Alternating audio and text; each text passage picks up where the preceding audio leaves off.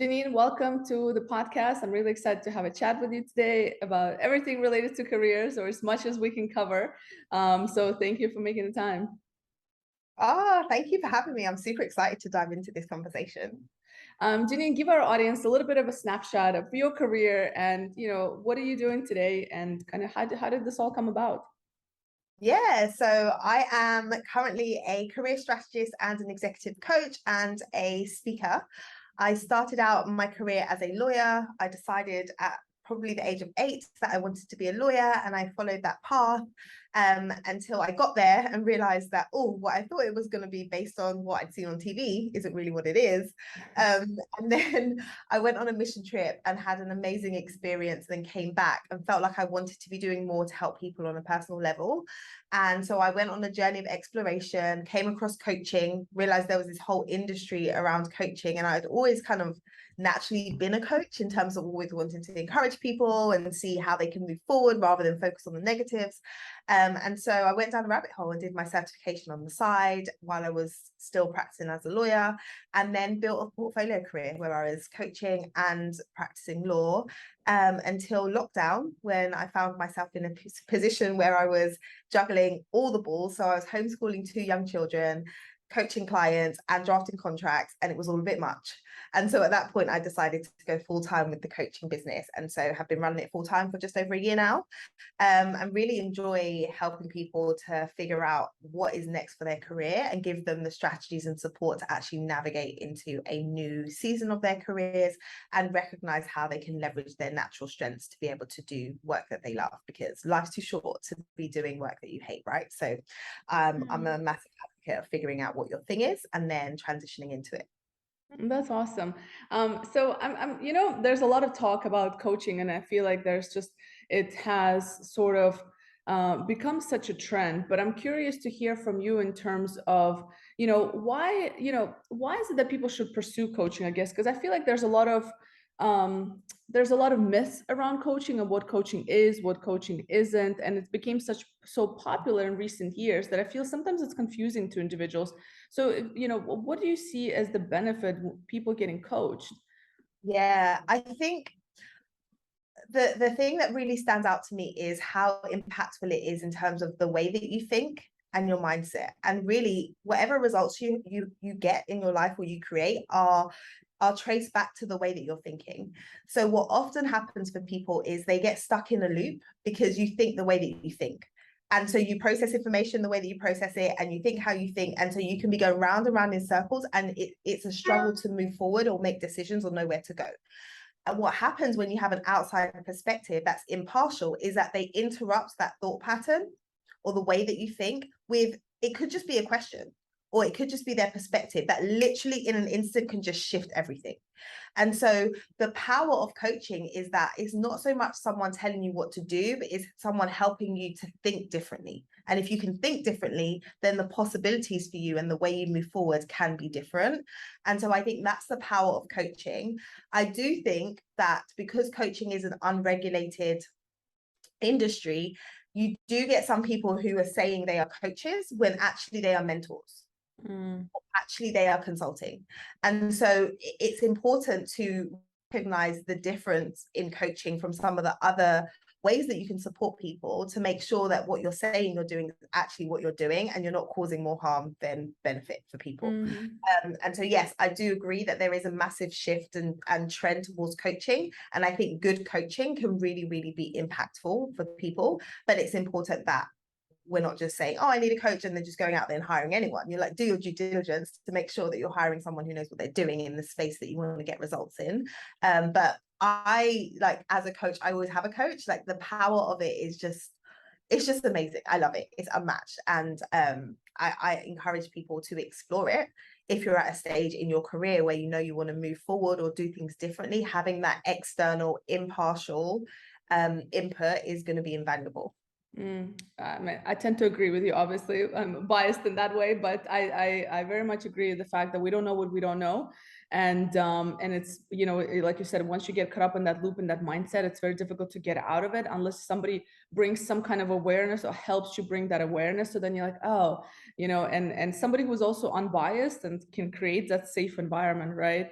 Like yourself, I'm very much a fan of coaches. Obviously, I've had a personal brand coach, I had a career coach, I had a business coach, and I have a personal trainer, like on all aspects, career, mind, body, sign me up. I need help, but let's dive a little bit deeper in terms of not just the benefit of coaching, but why is it that it's so important even today, particularly when it comes to careers? And part of it is, like, as you know, I'm sure with Gallup reports, is they release these reports every year stating how unfulfilled we are basically in our careers, right? So any thoughts of how do we get here? Why is it that so many people are, in the world of opportunities and access, are still pursuing careers that leaves them completely drained? I think it's because we make decisions about our careers and our career path before we really know ourselves. So if you think about like traditional education, and then when you make decisions, it's like you go to university or college, and towards the end of that time, you're deciding, what am I going to do for the rest of my career? Oftentimes, you're making those decisions based on external factors. So for me, I very much determined I want to be a lawyer based on Ally McBeal and Law and Order and TV shows that I'd seen, because I didn't have anyone in my family who were lawyers. Now, obviously, the picture that is painted is very different from the reality. And I didn't really know myself in terms of what my strengths were, what my values were, what were important to me. So I was just taking a punt and just saying, hey, that looks good. Let me go for that. And I think a lot of people make decisions in that way. That sounds good, that looks good. And then they start on a path. And then once you're on the path, it can feel really difficult to do something different. You might feel unhappy in the early days, but you're like, oh, this is a good job. I'm getting paid really well. I should feel satisfied. I should feel good because this is a good opportunity. And so we get caught up in the shoulds after making a decision that's not based on us. And that is why there's so many people that are in roles that are misaligned, so many people that are in roles that aren't the right fit for them. And if they would spend the time to really understand themselves and understand how they would perform best and what environment would be best for them, you'd be able to make much like bigger and better impact through the work that you do. And when you make that impact, you get that fulfillment. So I think it really is, from a structural point of view, the way that we go about teaching and then transitioning into careers is broken, in my opinion. Hey you, thanks for watching. If you're enjoying this episode, make sure to share it with friends and family who might find it interesting. Make sure to hit the subscribe button as well to stay up to date on weekly new videos that are going to be coming out with some awesome guests that I bring on. And if you have any questions, use the comment section to ask me questions, to interact. I look forward to talking to you. Yeah, and I mean, yeah, I agree. I mean, it's we put so much pressure on young graduates to kind of choose that career, and then on top of that, if you have student loans or any kind of financial responsibilities that are heavy at that time, you're almost forced into a career that you might not necessarily like, but it's the best opportunity at that time. And then you got the golden handcuffs where you're like, well, I'm kind of stuck, right? And this is why I feel like a lot of people at mid-level level of their career, when they're kind of have that maybe a little bit of financial stability, and they're like, wait a minute, I don't feel like I need to keep doing this anymore, right? And this is when a lot of shifts happen, at least in my experience, is that at that mid-level of your career, people are either realizing like, hey, this is not what I want to do, or they're like, I'm here, I want to be here, and I don't know how to get here, and they feel stuck, right? So it's either out or up. So can you talk to me a little bit about that, like when it comes to career shifters? Yeah. Is it necessarily the career shift they're looking for? Is it something else you think?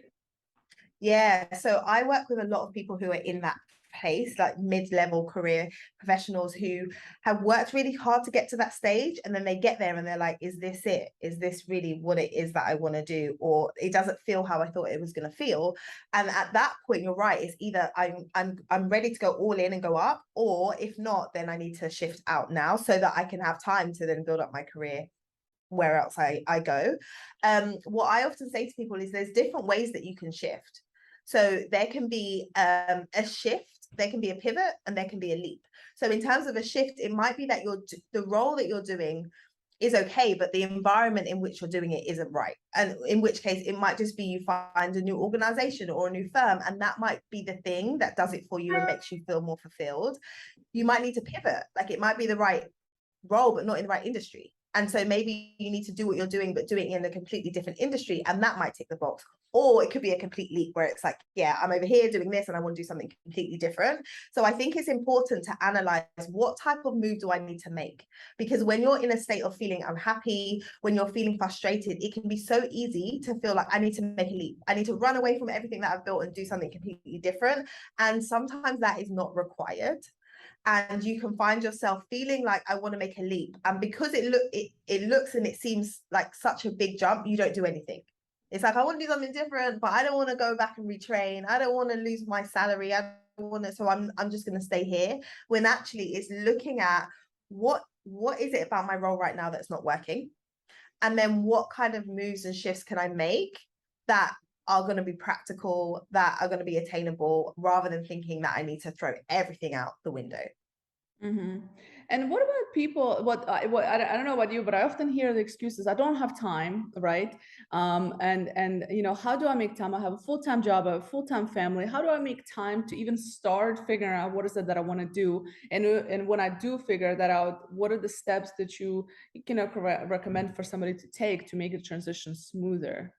Yeah. So I think if you don't have time, if you're time poor, then it makes sense for you to invest money in getting support, right? Because you can say, well, I don't have time, and then try and figure out yourself, but then you're not actually moving forward. You get more frustrated, and then you say, well, there's no point in me doing it. I've been looking, I've been reading the blog posts, I've been listening to podcasts, I've been getting inspired by all of these people that have done career changes, but I still don't know what I want to do. And so this is a prime example of where having a coach or having someone who has a proven process that can guide you through is helpful. Because instead of you doing the trial and error, you go to someone who's done it themselves, has helped other people do it, and they say to you, hey, firstly do this, then do this, then do this, then do that. You follow the process and you get a result quicker.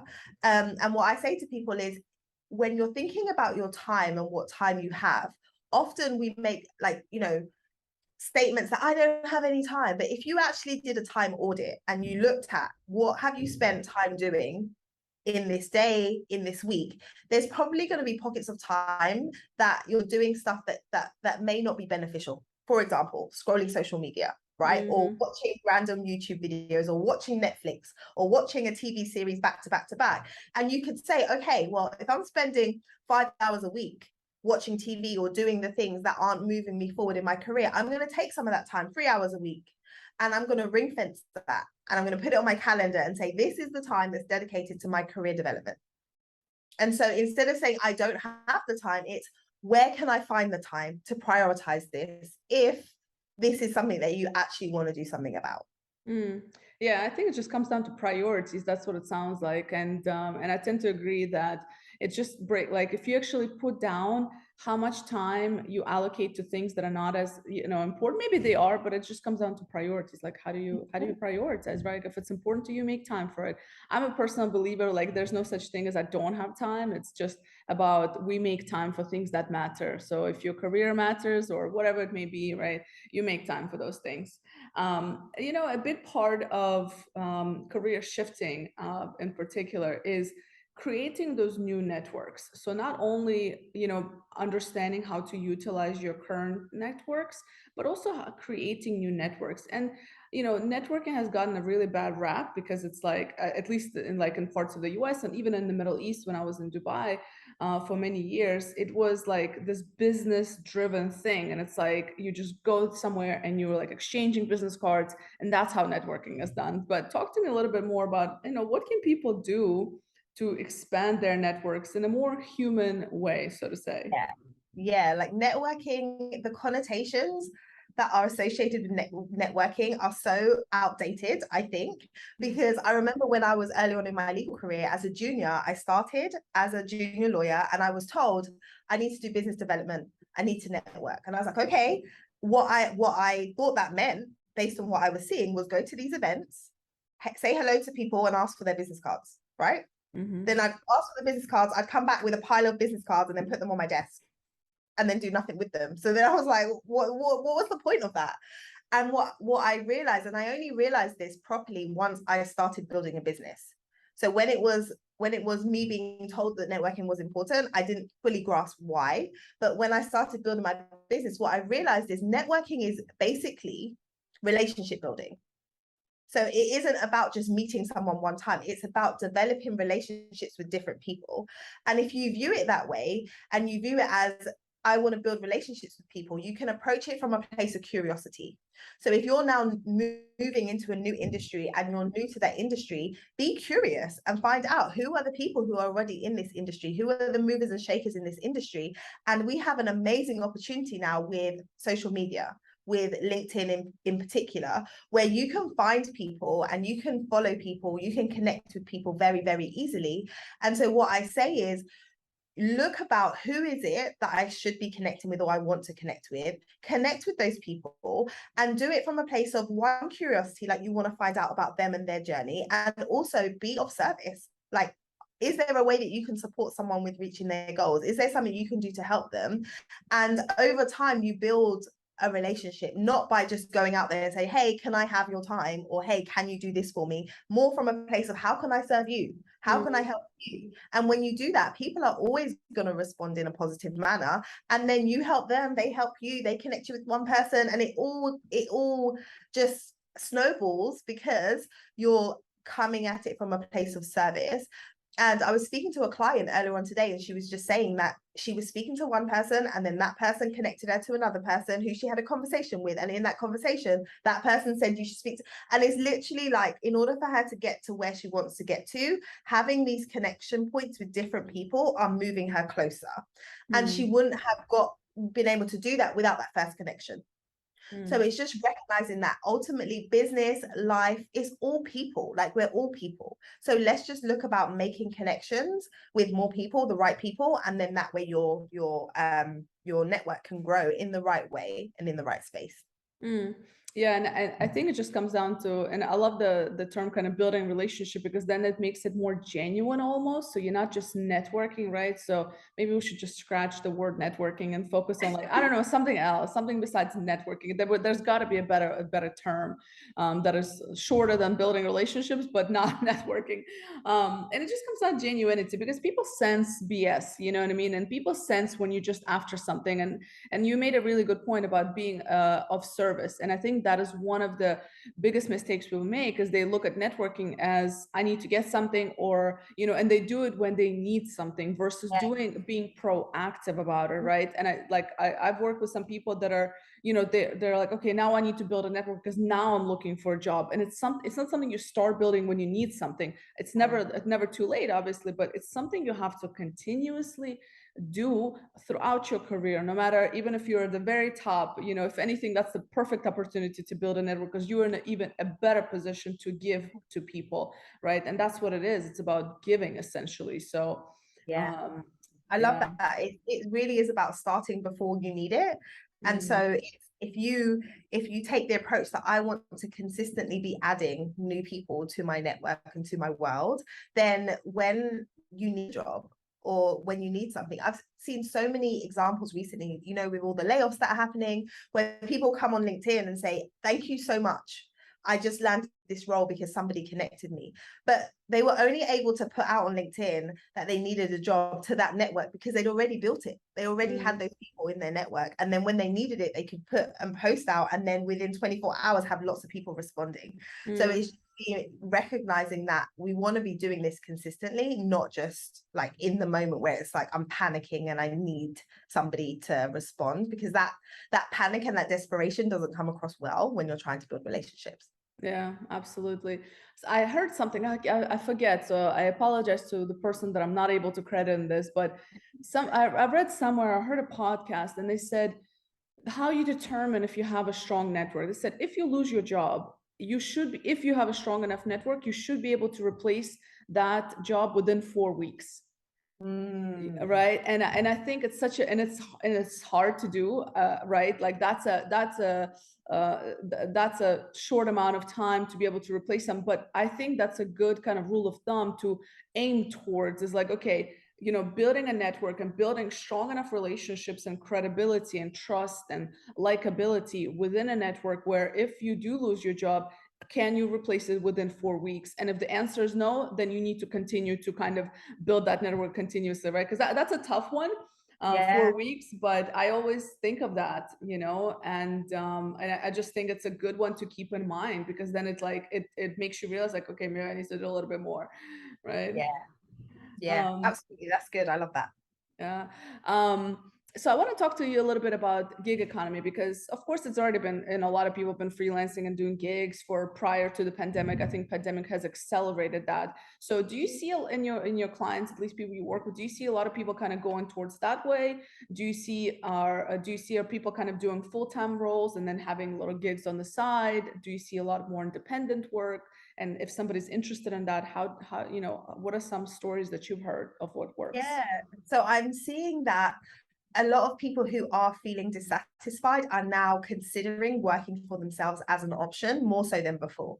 So it's almost like before, it's like, I don't want to be in this role. What other role could I do? What other company should I go to? But now it's like, oh, I could go to another company, or I could start my own thing, or I could use like the gig economy as a bridge to starting my own thing. So I could start freelancing and test the waters and see whether I even like it before I then go out and branch out on my own. And I think with, the rise of platforms like Fiverr and Upwork and various other platforms like that, that allow people to just test out, there is more appetite for that. And I think that people building out a career where it's like, I'm not just doing one thing, I'm interested in this and I'm also interested in that. Like, I really enjoyed having a portfolio career when my schedule could permit it, because I got to use different parts of my brain, my interests. And so I do think there is definitely a move towards that. And if people are in a space where they're saying, I might want to do something completely different, using freelancing as a way to test out if this is the right way for you to go is a good option, because you can almost test drive it before you then commit lots of time and energy behind making a career transition. So I think there's a great opportunity right now for people to really look at what is out there.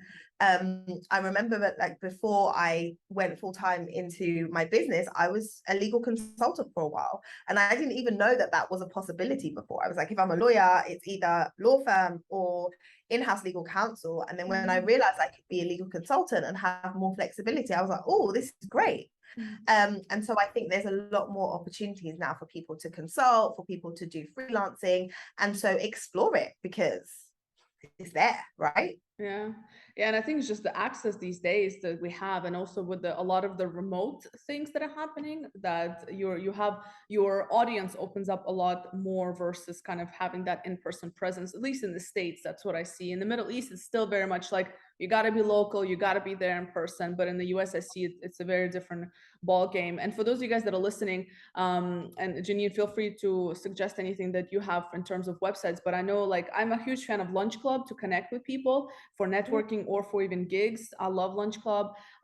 In the States, there's a website called Catchifier, and I'm gonna drop this in the description. But Catchifier, where people can actually find gigs, but they are more volunteer based, but it will give you a good idea of how to create a portfolio. So I think a lot of people struggle with, like, well, I don't really have any proven work as a consultant, right, or as an independent professional. And I think, like you mentioned, creating that portfolio, and like I tell people, like, a company doesn't care if you got paid for it necessarily, as long as you're able to say, this is what I've done, this was the impact, right? So Catchifier is a great website for that, for those that are listening to this and interested. But yeah, because There's I think another one that's called Flick.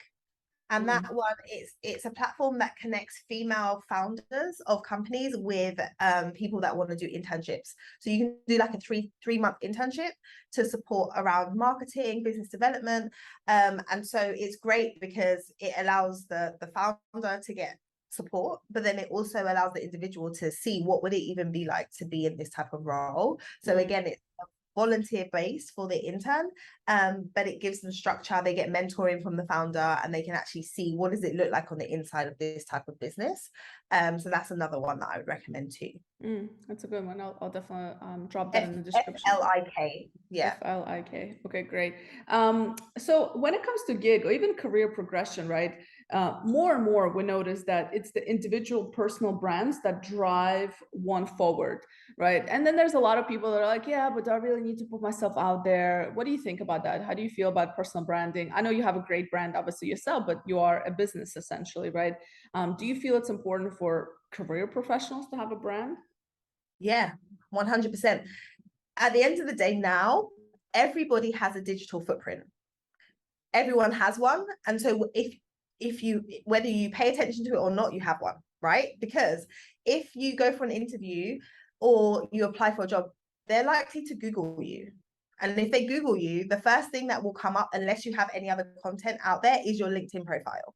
So if you have not got your LinkedIn profile optimized, you're missing an opportunity to make an impression, right? Mm-hmm. And so it really is, we're at a stage now where you have to make sure that you're optimizing what is available to you to use. And so even if you don't want to build out a whole brand and like have a website and have a podcast, like you don't need to do all that, but you absolutely should be optimizing your LinkedIn profile so that you're saying what you want to say to people. The analogy that I like to use is when you think about your CV or your resume, right? Your CV or your resume is almost like your shop window. So like if you go shopping to the mall or whatever, like they put the best things forward so that it entices people to come in. And then when you go inside, that's like your LinkedIn profile, because you get to put more on there. So you get to put a lot more information. You get to demonstrate who you are, what's important to you, what your interests are. You get to do all of that and give them an impression before they necessarily even get to meet you. So I would say everybody should be prioritizing having an impactful LinkedIn profile at the very least when it comes to personal branding. And it can get you in rooms, it can get you in conversations before you even realize that they're happening. So, so powerful. Yeah. I want to ask you a question about LinkedIn, because this is, I always go back and forth with this. And I see a lot of discussion around the little green circle that says open for work. How do you feel about it? Do you feel people should put it? Do you think it makes somebody look desperate? Is it helpful? Is it not? Any thoughts on it? My preference is not to have it. I don't think it makes a difference in terms of the algorithm, you know, in terms of you showing up more on search. The thing that makes a difference is your headline, what's in your headline, the keywords that you use, and then also what's in the description in your about section. In my opinion, having open to work, it does, I feel like there is an element of like, this person's really like, I'm looking for work and I'm available. And just in terms of positioning yourself as a candidate, I like people to be in control of the perception that they are giving off. And so if you craft your profile in a way and you position yourself as someone who's going to add value, I prefer you lead with that than leading with, I'm open to opportunities. Because you know the old saying that, you know, it's easier to get a job when you're in a job. When you have that open to work banner, even if you are currently consulting or you're doing something, it gives off the, in my opinion, it gives off the view that you're currently not doing anything. Yeah. Before they've even looked at your profile. Yeah. I tend say, to agree. Don't have it, and then just really have a strong profile that recruiters will find when they're looking for you. And, you know, make sure you adjust your settings so that you come up in searches for recruiters. I prefer you did that than put the open to work circle. Yeah, I agree. I don't think it adds value, honestly. And I see a lot of counter kind of arguments, and I'm always willing to like kind of listen, but I have yet to have a good argument of somebody saying this is why you should have it. And I tend to agree with you. I think it makes, and being in talent management now and talent development, good talent rarely looks for work. They're found. Right, they're found. And I agree. And I see a lot of people make the mistake of, they'll put like independent consultant, but then they're open for work. So it's like contradicting. So it's like, should I even hire you if you're not like, okay, you're doing independent consultancy, but you're also open for work? So like, I don't know, like, does that mean you're gonna leave me if I hire you like for a project as soon as you get a job? So it's very contradicting. And I advise people the same. I say, please take it off. Like whenever I see people that I'm working with, I'm like, I don't recommend to have it. I think it just does more damage than it does good. Yeah, I think it's because you've got to think about perception and how you're being perceived. It's so important. And so do the things rather than having that, I'd rather you just make sure you have a strong profile, and you're also following that up with effective networking strategy, so that opportunities can come to you rather than you seemingly chasing opportunities. Yeah. So Janine, I think we can spend hours talking about these topics, but if so, maybe we need to do a whole nother conversation, because I think like each of the things that we covered can go into so much more depth. But I also don't want to give away all of our secrets. But if somebody wants to talk to you more, or somebody wants to maybe listen to some of your podcasts, some of your maybe read some of your blogs, anything that you have out there, where's the best way to find you? Where do you hang out with virtually? Yeah, so find me on LinkedIn. So come over and connect with me, Janine Esbrand, over on LinkedIn. I'm always there. It's the place to be if you're a careers professional or advancing your career.